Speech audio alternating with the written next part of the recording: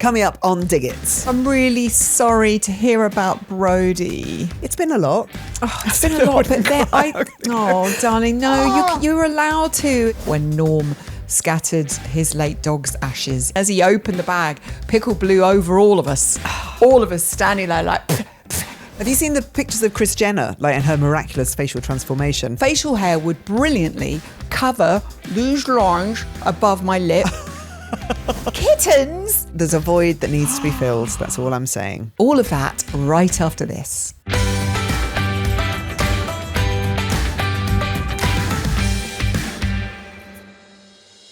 Can we just discuss Stripe and Stare? For me, they are, I think, pretty much the comfiest knickers that I've ever worn. They're incredibly soft, they're breathable, they're super light to wear. And honestly, they're slowly taking over my underwear drawer. I love that. Hey, if you love their pants, you are going to love their pyjamas. Made from the same natural wood fibres, I think they are, as the knickers.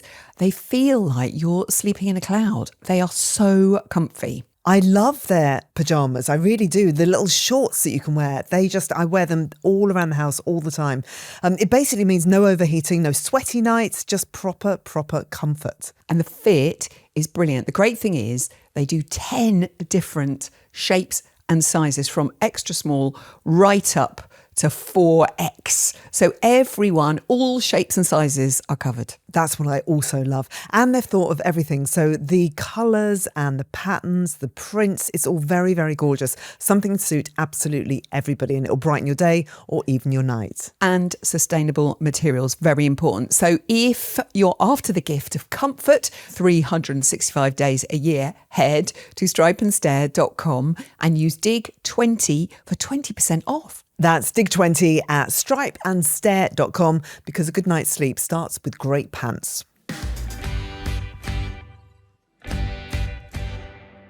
Hi, Lady Love. How are you, Joe? Hi, I'm good. I'm all right. Yeah, I'm good. Yeah. It's been quite the week.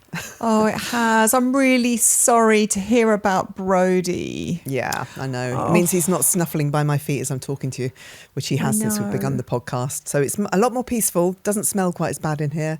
Obviously, he's left a dog-shaped hole in the house at the moment. Yeah. My goodness me. And he'd become a bit of a star because I know. He would feature in some of our Dig It Instagram stories, often looking so devilishly handsome, sat loyally by your crate digging recommends each week. He was. And so I feel like we'd all taken him to our hearts a little bit. So, He was also part of the dog garden thing that we did with Radio 2 and the RHS. Yes. And we'd found out just a week before then that he'd got this tumour in his head, and we were like, oh. And their vet had offered to put him down then, and we said, no, he seems okay. We'll keep him for a while longer. And he came to Chelsea, and he had the best time, and he looked gorgeous, and he behaved really well, and made friends with Monty Don's Ned. I'm so glad I took him there because I've got some amazing photographs, and he had a really, really good time. So it's been very lovely to reflect on his life, because he was 13. So he was, we all felt very sad because he died from a tumour, but actually he was also very, very old. He was a beautiful dog. And it's weird, people watching now will know when you lose a pet. I'm quite pragmatic. I'm not overly sentimental about animals normally, but they so very much become part of your family. So I used to be that person who would go, it's only a dog, get over it. But actually it's really hard. Django, my other dog, is lost now. He's just wandering around just going, friend. Where's my sidekick? Where's my mate gone? He looks properly depressed. And so we're giving him lots of attention. And you can see in his eyes, he's going, why are you giving me so much attention? This is a little bit too much. And then the kids, of course, are all really feeling it. The house is way too quiet, way too empty. We've gone from being a family of 4 kids and 4 animals to just the 2 animals now. And it feels very, very strange. Way too tidy, way too clean, way too quiet. But the last week of his life, it was really it felt like things went full circle, because we did the Radio 2 dog garden when we just found out he was poorly. Jamie Butterworth built that garden along with Monty. And last Monday, Jamie came to our house, and we'd planned that he would plant this tree that I'd seen months ago. And it just so happened it was that day. And we knew we'd made the decision the night before that we had to say goodbye to Brodie. So having Jamie here, planting a tree, it was a Cornus Cusa, which I later found out, someone reminded me, it's a dogwood tree. So it feels very apt. We decided to put I know, put the ashes of our old dogs and cats that we had. So we had this amazing dog called the Mighty Boosh that everyone knew was Boosh. And he was this massive golden retriever, looked like a polar bear, ate way too much food in his life, but God, we loved him. And we've had his ashes underneath the stairs for about 8 years, 9 years possibly. Oh, wow. Also, Gin, who was our beloved ginger cat that we had, his ashes have been in Steve's office for quite a long time as well. And we were like, finally, it's time to release the ashes. So Jamie bought the tree, and I knew that I wanted to have them feeding the tree. So that is what we did. We had this little ceremony. Jamie put the tree in the ground. Brodie, bless him, helped to dig the hole because his favourite thing in the entire world was digging in mud, digging in the river. So he spent this whole day, his last day on earth, digging the hole that we put the tree in, that we then scattered the ashes of Boosh and Gin underneath, did a little ceremony. I cried. But it's really lovely. It's now nice to look out of our kitchen window or the bedroom window, and I look down the garden and I can see the tree. It's very prominent. And I know that it's got the OGs, we call them, like the first dogs that the kids grew up with. And they're there and they will flower, or they will help that tree to flower, and their spirit will go into that tree. And so it kind of felt full circle. And then, we said goodbye to Brodie the next day. So it's been a lot. Oh, it's been a lot, but darling, no, you're allowed to. It's like he's a family member, and you really do. They become so part of your life, and when they're not there, it's really, really sad. Even if you know that that's coming, it is heartbreaking. It's the worst. It's shit. But you've had a really tough year with your beautiful animals as well. It's sort of, there's a lot going on. There's a lot going on. But it's what a beautiful thing though that the ashes will go under the dogwood tree, and you will look there, and there'll be such a lovely memory. I'm also slightly smiling at the fact that the ashes have been, of the other animals are still there, because this is what happens. My lovely late mum had a bit of a hilarious situation where my brother Jamie's dad, so my mum's second husband, he had given my mum, after they'd got divorced, he was like, oh, by the way, I never gave you your mum's ashes. So my grandma, who I never met, but I'd never given you her ashes back. So he'd, some years after their divorce, had given my mum her mum's ashes back, only to discover a few months later that he'd actually given her the dog's ashes. So my mum had scattered her mum's ashes, but they were in fact a dog. And so, the mix up with the ashes, which is going to happen, because if you don't label the boxes, and my mum is currently, we scattered some of her ashes quite early on in a really beautiful place she used to go on holiday that she really loved, and it was very special to her and my late stepdad Rick. So we took some of her ashes and scattered them there. But the rest of her ashes are currently sitting in my lounge. Mum actually said at the time, she's like, put me in a bin, I'm gone. It's really? It's like, Mum, do you want to be a spot? So I'm sitting there thinking, right, where shall I put her? But it has prompted me to have a conversation about ashes with lots of my friends. My friend Elsa, she's got a pantry, and there's quite a few sets of ashes are in the pantry. And she's got a plan of where they're all going to go. Where I'm sure people have got ashes in their houses and think, well, what do I do with them? You just kind of want them close to you, don't you, though? Yeah, as well. you I do. think it's quite comforting. That's why we had Boosh and Gingin, because I just didn't want. I liked knowing that they were under the stairs. I like more knowing that they're under a tree. But it was just something very, very comforting about them, because you don't want to let them go. You just want them nearby. My dad and my stepmom have asked if some of their ashes can be scattered at Anfield. And I'm not sure if Anfield are allowing any scattering of ashes anymore, because obviously there's a lot of people who wanted to be here. So I was like, how do you expect us to do that, Dad? Like sort of like The Great Escape, where we pour you down our trousers and sort of shuffle alongside. I don't think you can get very near the pitch. But that's such a funny image. It's such a fun. It's like do do do do do do. There he goes. There he goes. Shaking our legs down. I love that they want to be together, though. That's a wonderful thing. Yeah, that is nice. I'm sure many of our diggers have ashes stories to share with us, and ashes confusion, and where to scatter ashes. I don't know. Do let us know. But the idea of being under the tree, the dogwood tree, I think is lovely for all your pets. But that's only Boosh and Ginger. I now need another tree for Brodie and Simba. It's not just an excuse to get a tree in the garden. Are you sure, Joe Wiley? I swear, I know I love my trees and I love my gardening, but it's not an excuse. But no, they're going to have their own tree, so I'll have the 2 trees. Oh. A friend of mine was a massive, massive Doctor Who fan, and when he passed away, and they had his ashes, and his dad built a TARDIS to put his ashes in, and he wanted to go into the ground, his ashes, with his dog, because he loved his dog so much. But the crematorium, I think it is, wouldn't allow ashes to go in there. So they had to secretly blend the ashes together so that the dog and then my friend were blended together and then put into the TARDIS and then put into the ground. That's so great. And I love the idea that somebody would have been playing the theme off their phone quietly. I really hope so, yeah. As it happened as he was lowered into the ground. I told you about when Norm scattered his late dog's ashes. He suddenly announced he'd had the ashes of Pickle the dog for a long, long time. And then one night, because we lived on the beach, one night everyone had a few wines and he suddenly announced, it's time, we're going to scatter Pickle's ashes. And we were all a bit pickled. So I was thinking, is this really the time? We're all a bit drunk, and we went down the beach, and it was a very, very windy night, and he did this beautiful speech about Pickle the dog, a dog who hated me, by the way, but I did try to love her, but she just didn't like me. She wasn't sure about me, and he sort of did this really poetic speech and then opened the box and threw, but Pickle was in a little plastic bag, so the plastic bag just fell unceremoniously onto the beach. So then he opened the bag, and then as he opened the bag, Pickle blew over all of us standing there like with ashes in our mouth, and it was an absolute disaster. And the next morning, Woody was down on the beach with me, and he was only little, and the sea had gone out, so it was a bit of sand because it's so pebbly down in Brighton. And he was digging, and he suddenly went, "Mummy, why is the sand so grey?" And I realised that he was actually digging what was left of Pickle at that point.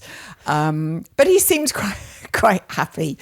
But it can go wrong, the scattering of ashes. Oh, do share your stories with us. Ashes confusion, and where the ashes, the oldest ashes that you belong, and the daftest place that you have put ashes. By the way, if you are enjoying Dig It, if you are one of our diggers, make sure you hit follow on Apple or Spotify, and that way everything is so much more simple. Every new episode just lands on your phone the minute it's out, and there will be in your lives.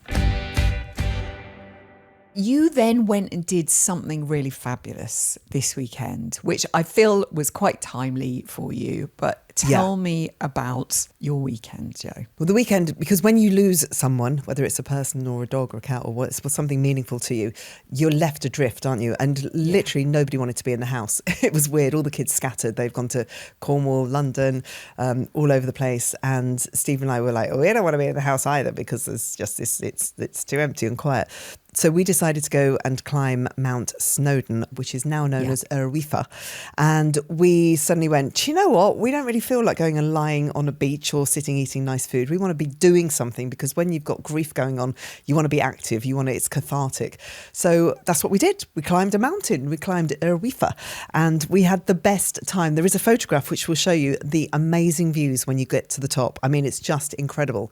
We could see absolutely nothing. It was just shrouded in mist and fog. Oh, no. There was nothing to be so seen, but difficult. It did not diminish the sense of achievement and the enjoyment of what we did on that Saturday. It was fantastic. How long does it take you to get up? And is it quite a tricky climb? Can it be quite treacherous? Okay, we did Llanberis, the route. There are lots of different routes that you can do, and this is one of the easier ones, but it was tough. It was taxing enough. There were 5 of us in the group, so we did a tour guide.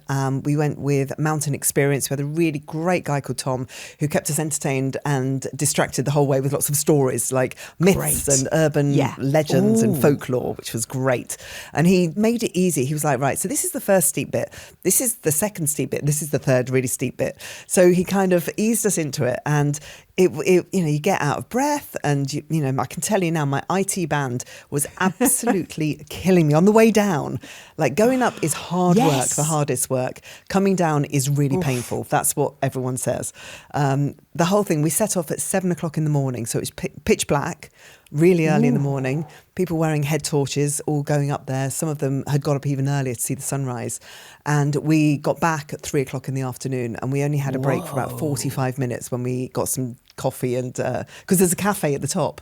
Best coffee I've ever had in my life. That's what would get me up the top, I think. Yeah. There's a cafe, keep going. There's food. It's literally someone dangling a carrot or a donut. It was the most fulfilling and wholesome and inspiring thing that I've done, because there were so many people, like with kids, there were kids skipping up there.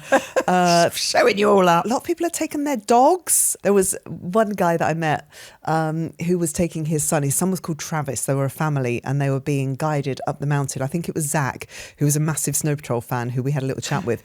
But his child Travis was 5 years old. Wow. And he had this kind of saddle on his shoulder, and he would put Travis on this saddle and then he would walk up the mountain with Travis and they'd be singing songs.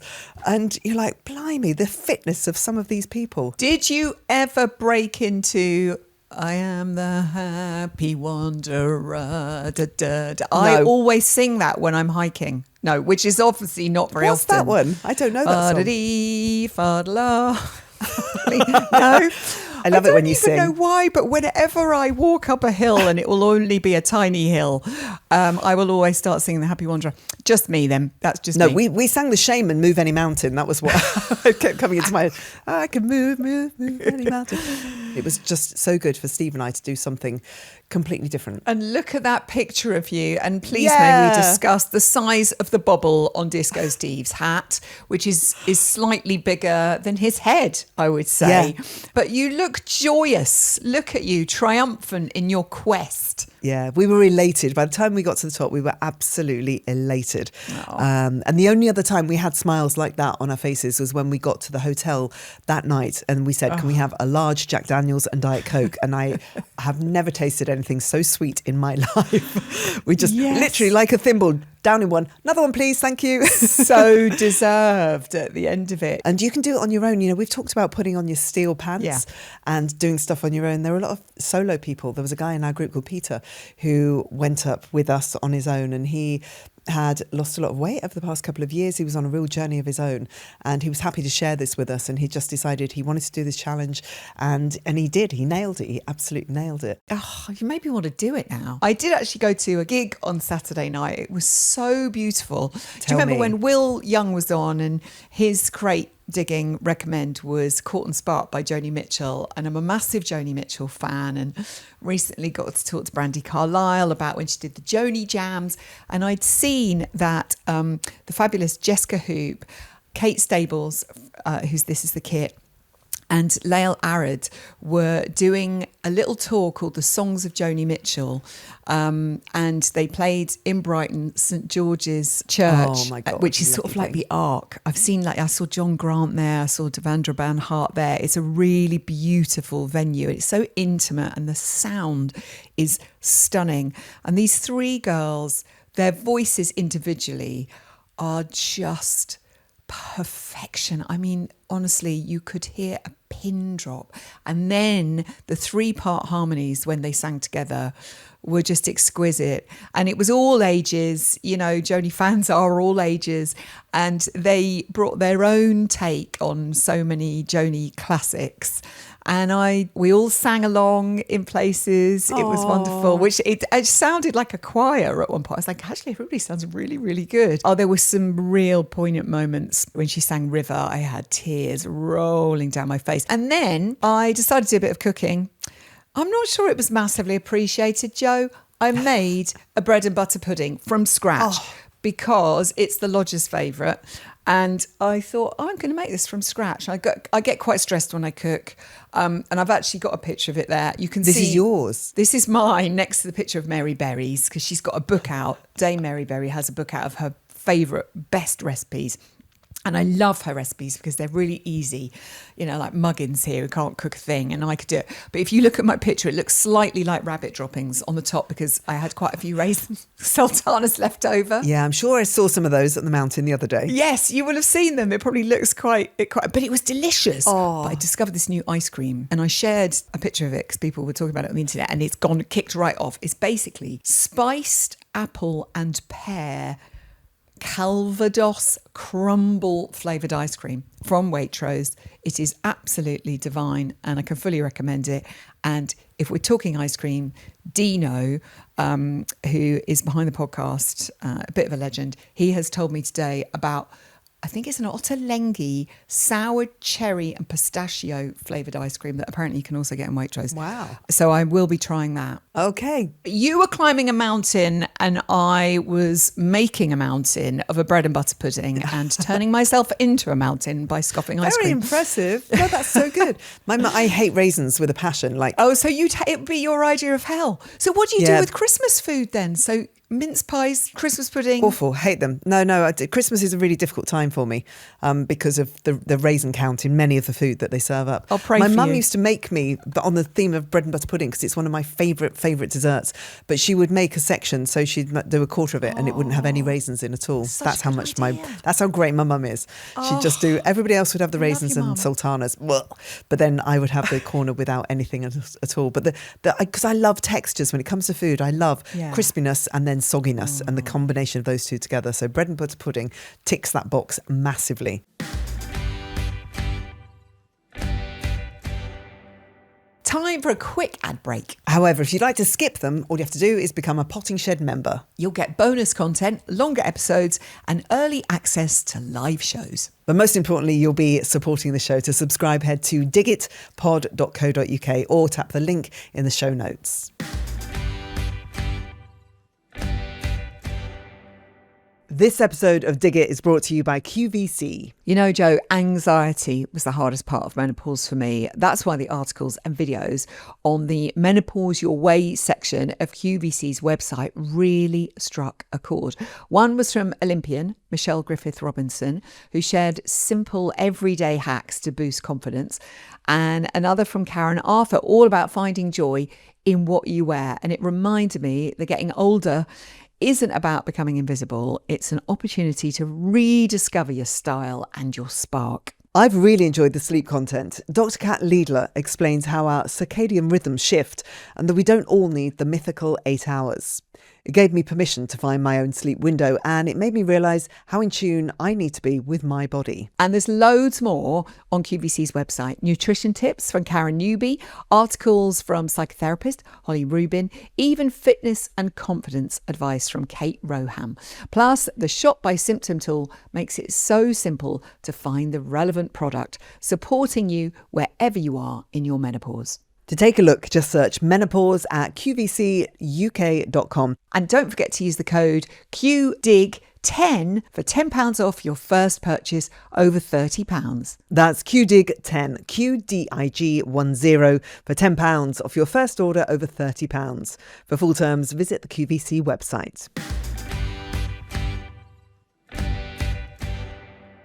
Shall we move on to facial surgery? Yes. Nancy's been in touch. Hi Joe, hi Zoe. My name's Nancy, I'm 56. I live in Liverpool, home of the greatest football and music on the planet, obviously. I'm also really interested in style and fashion, and I've just literally consumed all of the 4 fashion weeks whilst wearing really glossy pyjamas. I've seen a lot of people around my age there, some older, a lot younger, but you know, it doesn't mean anymore that because you're over 50, you can no longer rock Fashion Week a la Pamela Anderson. But one thing I've noticed is there are an awful lot of women out there in the public eye, I'm not pointing at you two, I'm just saying at Fashion Weeks, who might not have had a lot of what you call traditional work done, but they've all got perfect chins, perfectly sculpted lower jaws.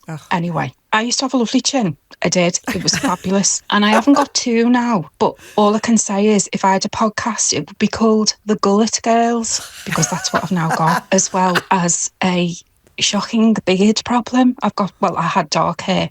The hair on my head is now 100% white. What's growing out of my chin is as dark as my hair used to be when I was 18. Who decided that? I don't know. But my focus in the world at the moment, which is a very difficult place, is on the chin. Please, could you give me your thoughts and feedback on this area of the face? And just, send me some support, thoughts and prayers at this very difficult time. Thank you. Physical support, a chin strap, perhaps, Nancy. Oh, Nancy, I completely adore you. Nancy, tell me about it, right? Tell me about it, Nancy, because I have realised if I was a man, I would grow facial hair, and the facial hair would brilliantly cover these lines above my lip, which are hideous. And I did smoke once, but I think apparently it's just something you either get or you don't get. And then this, and filming this podcast, the amount of times when we're just sort of watching clips back to just check that we haven't, we're not about to cancel ourselves. And I don't like watching or looking at myself, can I just say? But I have seen, and sometimes the clips come and it's all this. Look at this. This stuff at the Is that a jowl? Are they jowls that you're grabbing? These are jowls, right? So Nancy, I'm going to tell you I've tried a few things. And I'm about to quit because I've tried microneedling, I've tried having stuff shoved in it, I've tried a bit of Botox. None of it seems to help. So I think the only thing for me now, Nancy, is to grow a full beard. Because, that's... Honestly, you look at all the men, they look blooming great because they've got their facial hair, which is covering all of that. How, Nancy, how do these women have that incredible... It's that, isn't it? It's that really tight line. Because I know you can fill it, but then you look rubbery. And also, I don't think you should be putting alien stuff in. So is it the fact, do we have to have facelifts? Or do we just have to do like a really tight kind of bit of tape?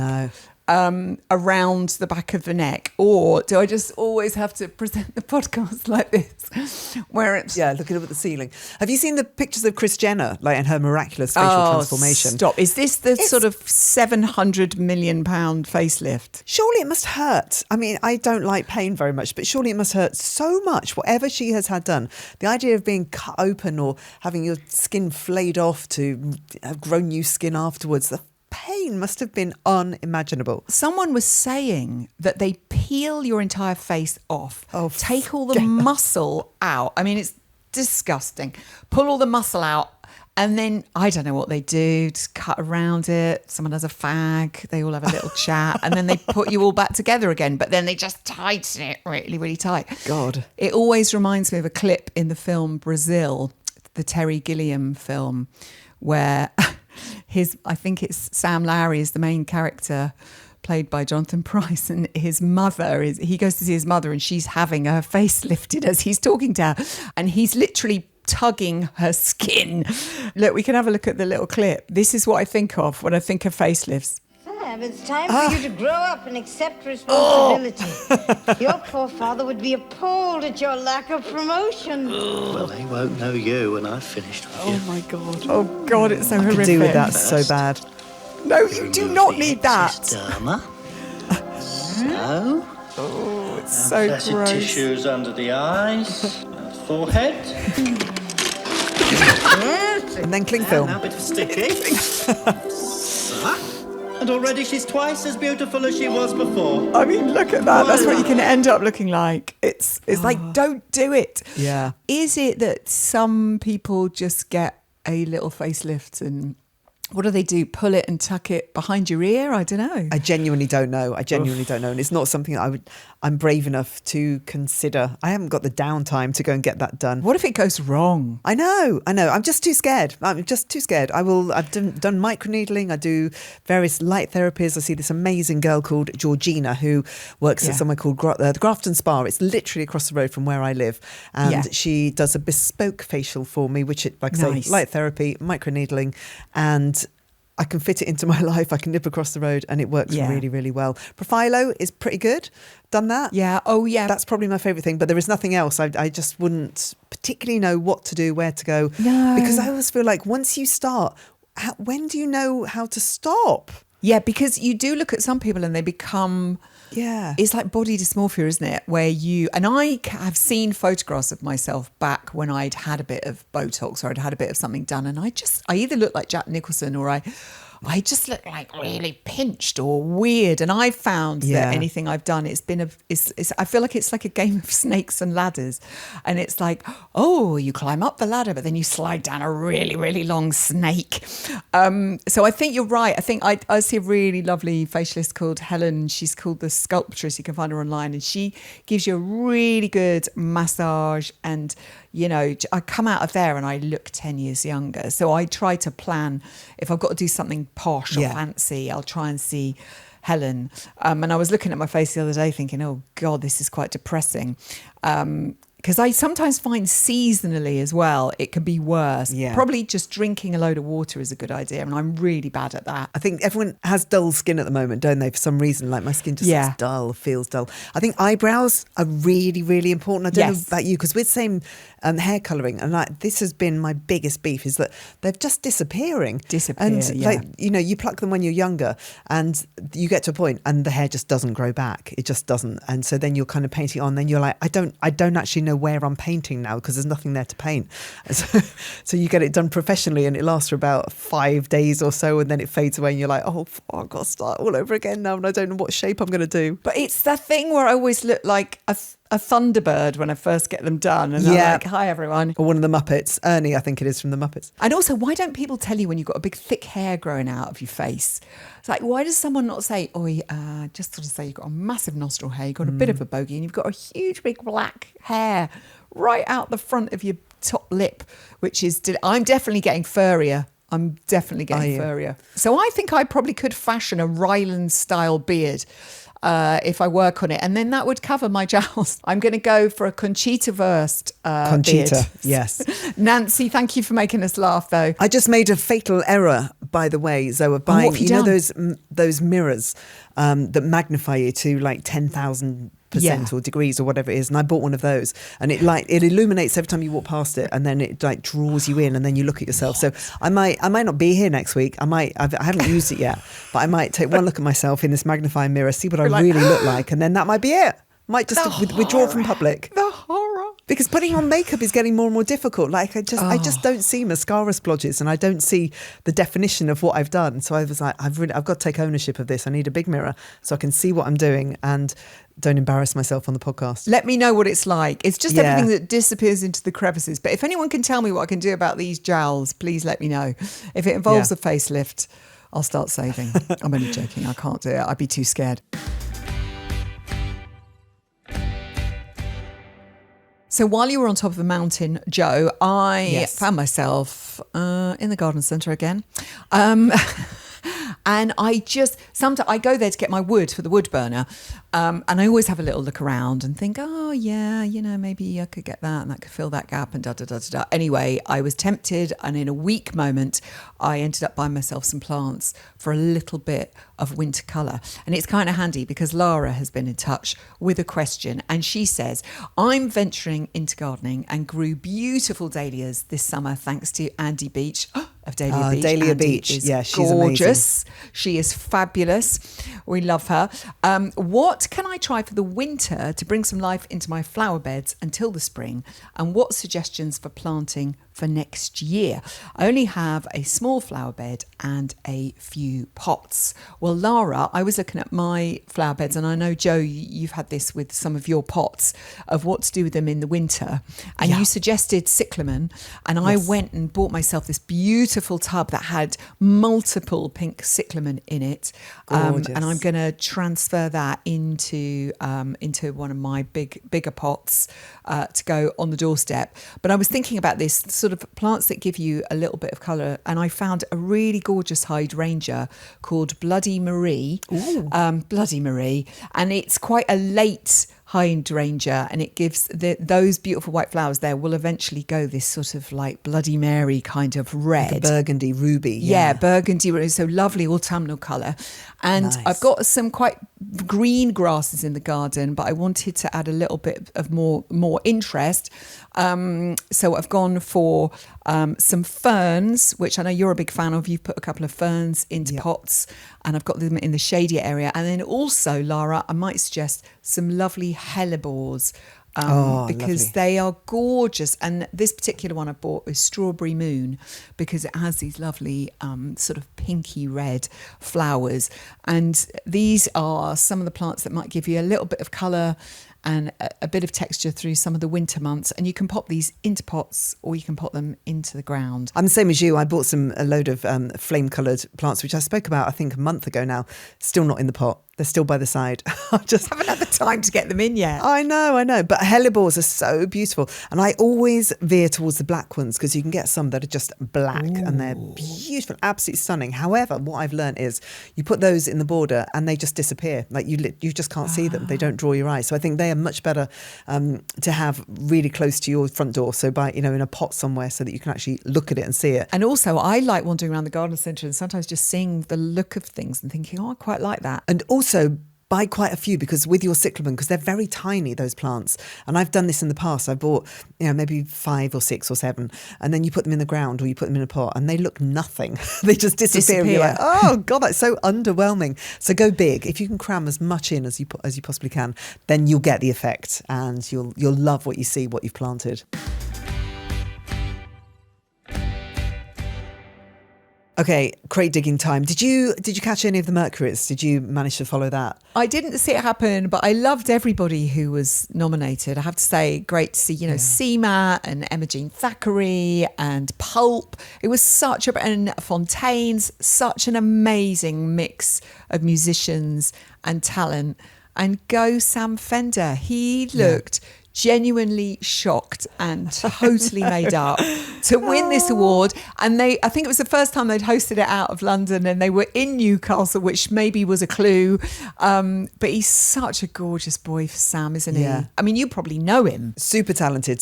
Now, I think it was 2 or 3 years ago we had him in session. It was that beginning of the year. It was the first session of the year, and it was people that we were tipping to be big in the future. And thankfully we happened upon Sam, and he came and played for us, and he did a Bruce Springsteen cover, and it was incredible. People Watching is the name of the album. He's great. He's so good. So we're crate digging. What have you got behind you? I've actually got books. Oh, you did books last week, so I've gone for books this week because I haven't been at work and I'm kind of a little bit out of the loop when it comes to music.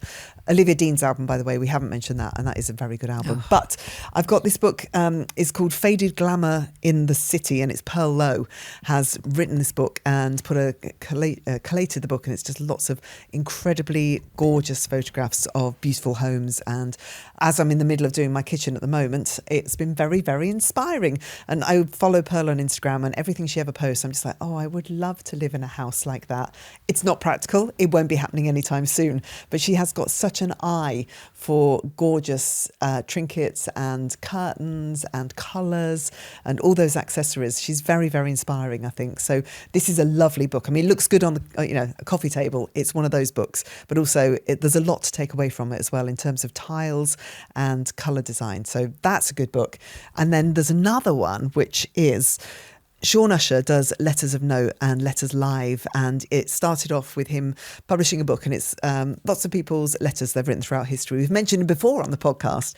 Letters Live goes to Wilderness, and it was at Glastonbury this year. Yeah. He gets celebrities like Benedict Cumberbatch, who's been a big supporter, Tom York, Olivia Colman. So many great people read these phenomenal letters from historical characters, but also ordinary people. His new book is called Diaries of Note. He's managed to get some little snippets from people's diaries, and it's all published in this book. And I love reading about these things. 366 lives, one day at a time. That is a really good book to have. I like books like that in the downstairs loo, because if you've got to sit in there for a few minutes, it's quite nice to have something that you can dip in and out of, and these books are perfect for it. I'll just read you. Right, okay. I mean, it ranges from Eric Morecambe to Queen Victoria to Adam Kay. There's a dinner party. On the 3rd of August 2004, after 6 years of medical training, 24-year-old Adam Kay finally set foot in the hospital where he was to begin his career as a junior doctor for the UK's National Health Service. And this is his diary entry for the 12th of February. Prescribing a morning after pill in A&E.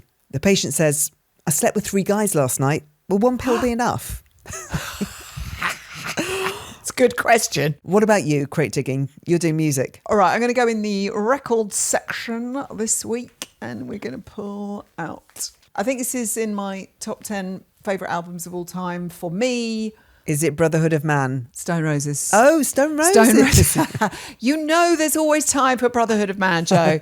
But this is Stone Roses. I love these guys. I think discovering this band was sort of when my life really began. In, my early 20s, girl living in Manchester, completely oblivious of what was going on around me because I was just working in kids' telly. And then my lovely friend, who was my hairdresser, Will, saying, "What do you mean you've never heard of the Hacienda?"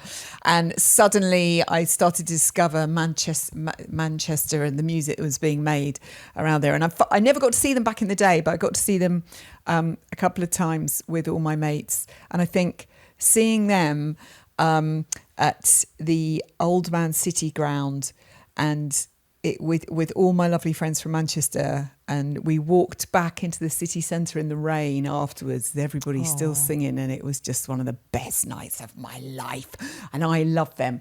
And that's what, if ever I'm having a down day, I will thwack that on and have a little dance around. So yeah, that's a favourite from me. There we go. Can I just say, because we just mentioned Pearl Lowe and her faded glamour and the interiors thing, an update on my kitchen. So Peter the painter has turned up, and he's actually, I just said to him, can you just paint the ceilings? Because I haven't actually decided on the colour of the cupboards yet. And he was like, yep, that's fine. Obviously, he's a very patient man, thank God. So I still have not decided. I know lots of people have been giving me amazing advice. So at the moment, pale clay is one of the options. Nice. There is also a pale pink, which is an option, and there is a pale blue. Oh, I like the sound of a pale pink kitchen. I think that Me sounds too. lovely. Yeah. I've really gone pinkies recently. Oh, well, I'll be watching. Can you put stuff up on Instagram so we can all have an opinion? Yeah, I will do. And by the way, if you want to find all of our song selections, record selections, book selections, makeup interior selections, whatever we're wearing, it's all part of our weekly Substack newsletter, which will be in your inbox every single Friday. That's all we got time for today, sadly, but we're back again on Monday to dig in and hear what you've been saying, diggers. If you have any questions, any tips or general thoughts on some of the things we've been discussing, or things you want to talk to us about, do contact us. Our WhatsApp and our email address are in the show notes. And if you're loving the podcast, please leave us 5 stars on Apple or Spotify with a little tiny review as well, because it just helps other people to find the show. Have a great week, darling. Thank you very much indeed. Will do. It'll be all about interiors and possibly kittens. I'll update you next week. Kittens? I know. That cliffhanger. Yes. There's a void that needs to be filled. That's all I'm saying. Kittens? Yes. Oh, gosh. Have a great week, darling. Good luck with the interiors. Thank you very much. Love ya. Bye.